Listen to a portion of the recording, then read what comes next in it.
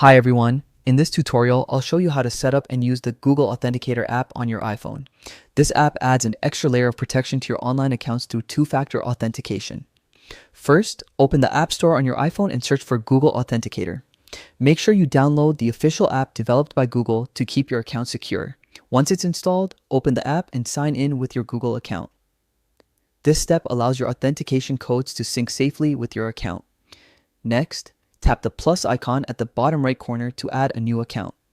You'll see two options. You can either enter a setup key manually or scan a QR code. If you choose to enter a setup key, type in the account name and the setup key provided by your service. Then select whether you want the code to be time-based or counter-based, depending on your setup instructions. If you prefer to scan a QR code, simply use your iPhone camera to capture the code on your screen.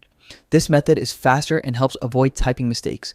Once your account is added, the app will start generating authentication codes automatically. Enter the code shown in the Google Authenticator app back into the website or app you're setting up to verify your account.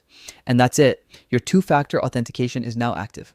You've successfully set up and used Google Authenticator on your iPhone, keeping your online accounts safer than ever.